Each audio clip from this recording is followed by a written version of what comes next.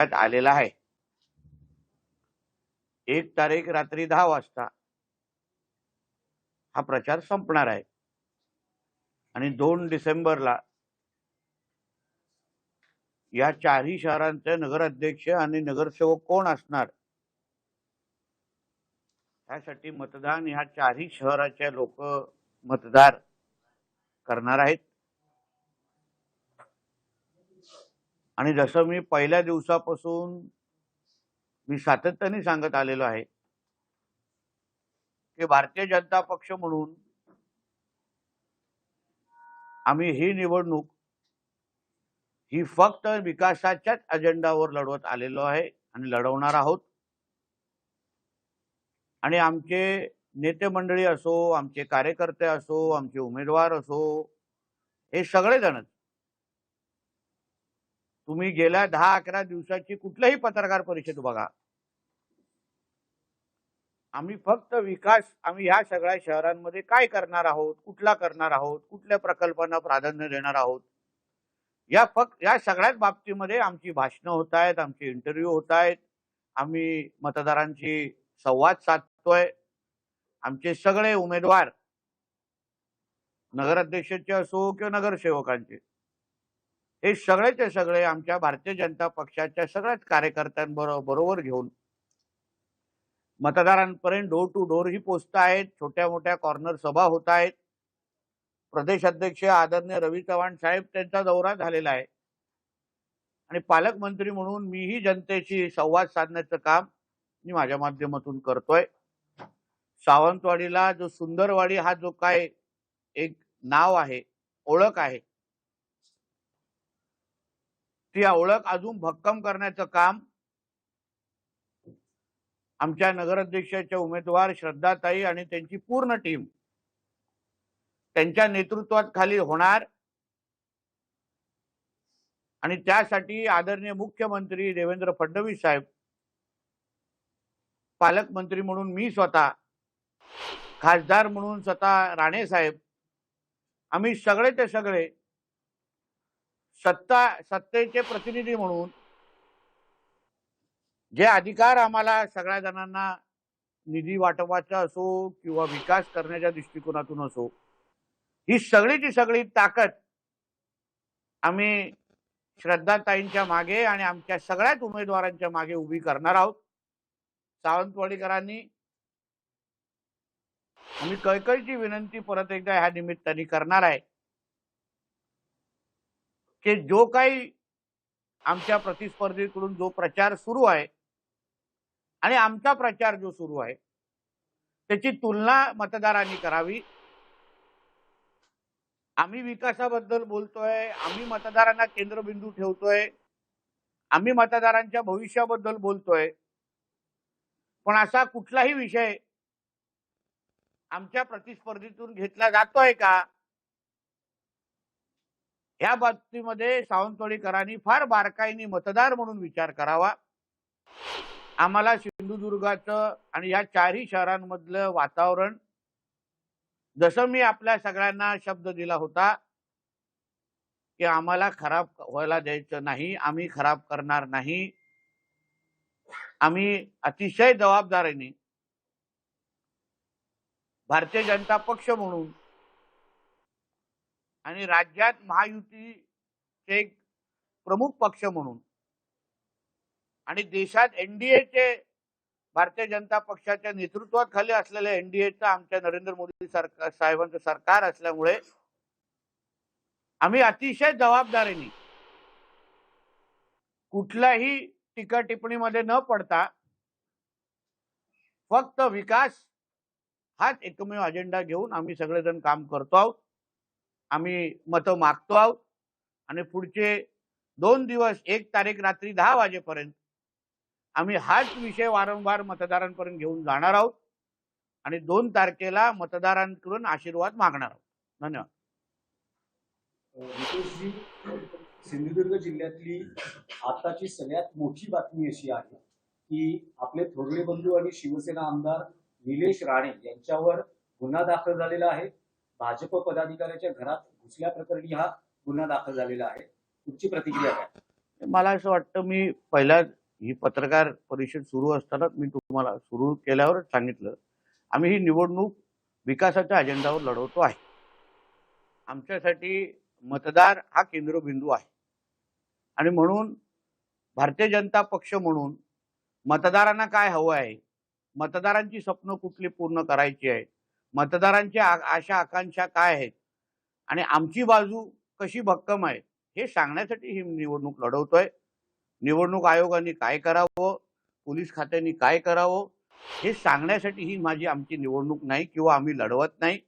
आजची पत्रकार परिषद पण भारतीय जनता पक्षाचा एक नेता म्हणून, कार्यकर्ता म्हणून माझ्या सर्व सहकाऱ्यांबरोबर परत एकदा मतदारांना साथ घालणं, परत एकदा मतदारांसमोर आमची बाजू मांडणं, या दृष्टिकोनातून ही घेतलेली पत्रकार परिषद आहे.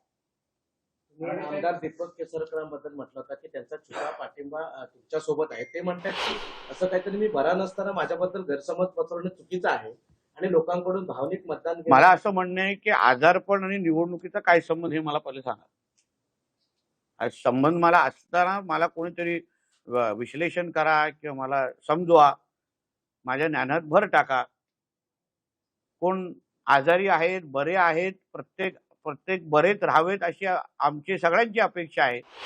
फक्त मुद्दा माझा एवढंच आहे की जे प्रश्नाचं मी म्हणून उत्तर दिलेलं आहे, श्रद्धाताईंच्या उमेदवारीला राजघराण्याने केलेलं आमच्या सावंतवाडीमध्ये जे काही योगदान दिलेलं आहे, आमच्या लखमराजेजींनी जे पत्रकार परिषद घेतली त्याच्यामध्ये त्यांनी स्पष्ट आपली भूमिका राजघराण्याचे एक सदस्य म्हणून केलेली आहे.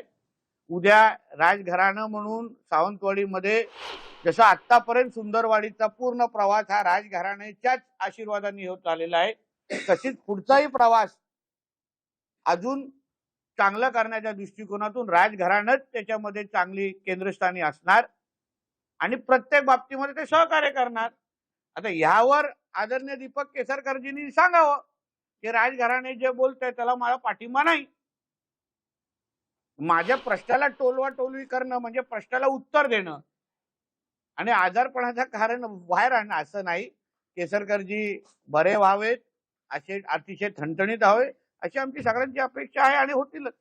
त्यांनी असं म्हटलंय की आपला राजकीय अस्तित्व संपवण्याचा काही विरोधकांनी कट रचला जातो.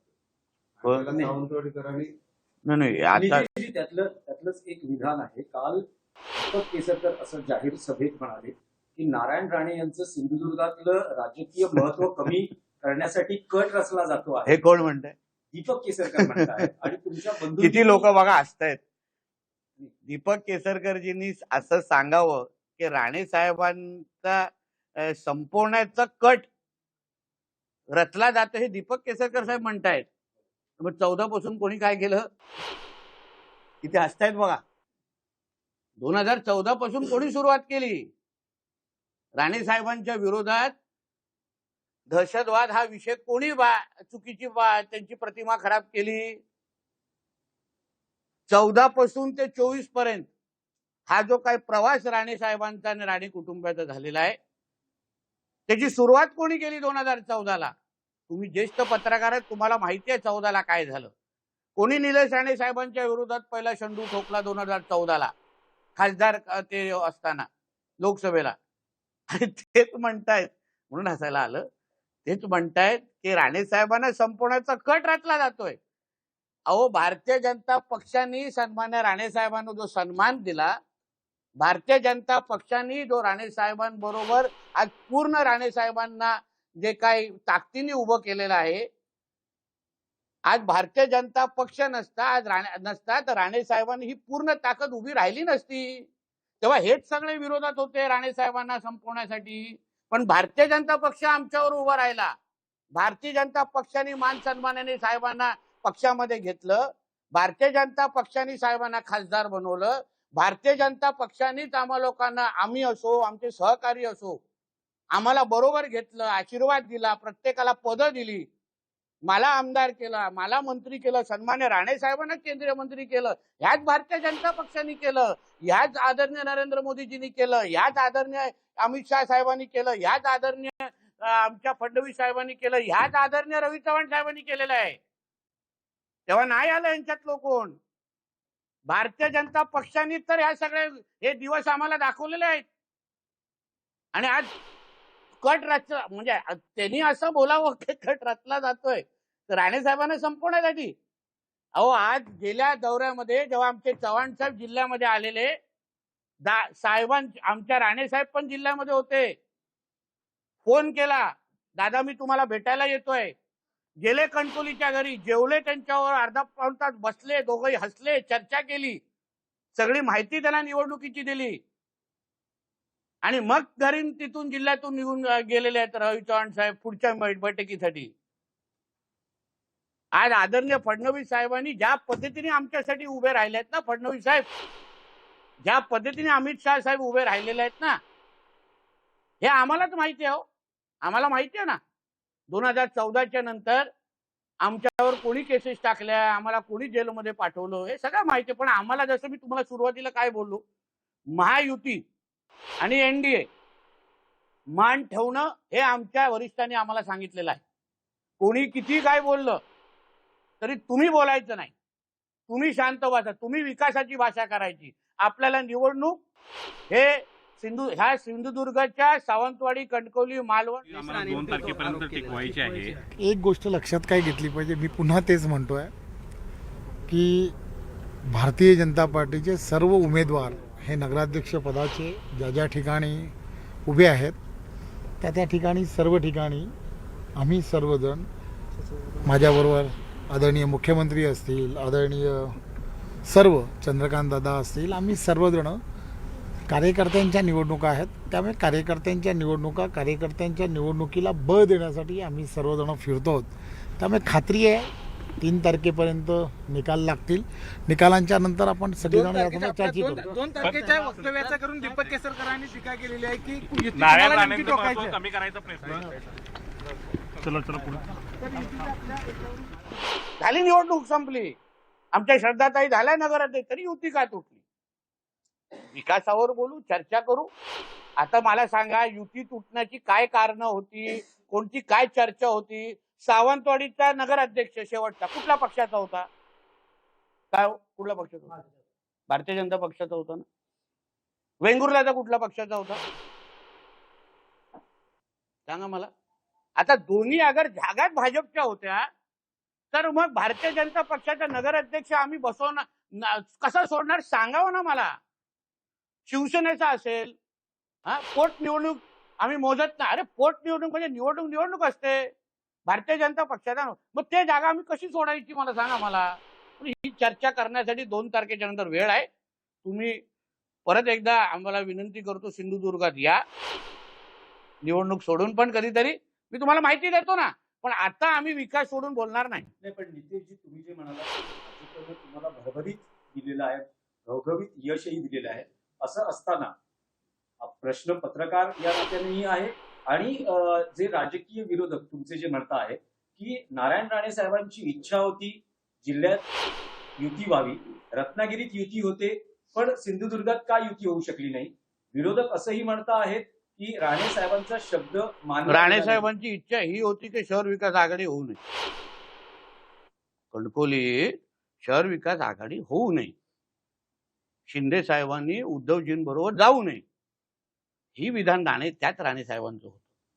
शेवटी राणे साहेबांना हे प्रगल्भ नेते आहेत, त्यांना युत्या आघाड्या राज्याचे मुख्यमंत्री राहिलेले आहेत, त्यांना राज्य कसं चालवायचं, कशा युत्या आघाड्या होत्या ते त्यांनी आयुष्यभर अतिशय बारकाईने पाहिलेलं आहे. आणि म्हणून प्रस्ताव आले गेले, टेबलावर काय झालं नेमकं याची अतिशय उत्तम संवाद रवी चव्हाण साहेब आणि राणे साहेबांचा आहे. अतिशय उत्तम संवाद फडणवीस साहेब आणि राणे साहेबांचा आहे. आणि म्हणून त्या लोकांना माहिती आहे ना काय विषय आहे, त्यांना माहिती आहे ना युती काय परिस्थिती कशी आहे, कशी होत नाही, काय मागण्या केल्या, सगळ्या टेबलावर माहिती आहे. आता आपल्याला सांगितलं फक्त चुकीचं चित्र दिलं जातं, आम्ही सगळंच द्यायला तयार होतो. अहो नगराध्यक्ष पद मागत होते भाजपकडून, भाजपच्या हक्काचं नगराध्यक्ष पद मागत होते. आम्ही बोललो का त्याबद्दल? मी गप्प होतो ना एवढा वेळ, आम्ही नाही बोललो. कारण का आम्हाला माहिती आहे विकासावर बोलण्यासाठी काहीच नाही ना. 2019 पासून मल्टी स्पेशालिस्टची जागा देण्याची क्लिअर झालेली, जागा विकास सगळी निश्चित झाली. तरी पण केसरकरांना का जमलं नाही ते संपवण्याचं, म्हणजे ती जागा मिळवून देण्याची? का अजूनपर्यंत आरोग्याची व्यवस्थेबद्दल सावंतवाडी आणि वेंगुर्ल्याचे लोक आजही बोंब का मारतायत? आपण आमदार आहात ना, आपण मंत्री झालेला आहात ना, उत्तर द्या ना जनतेला. आरोग्याची व्यवस्थेबद्दल का केलं नाही? काय डॉक्टर का दिले नाही तिथे? का लोकांना आरोग्यासाठी आज बांबुली म्हणून गोव्याला जायला लागतंय? सांगा, उत्तर द्या. म्हणून माझं असं म्हणणं आहे, ह्याच्यामध्ये उगाच राजकारण कोणी करू नये. आमच्या रवी चव्हाण साहेबांवर कोणीही आरोप अशा पद्धतीने करू नये. चव्हाण साहेबांनी आदरणीय राणे साहेबांसाठी लोकसभेच्या निवडणुकीमध्ये काय केलं हे आम्हाला चांगलं माहिती आहे. इथे घेतो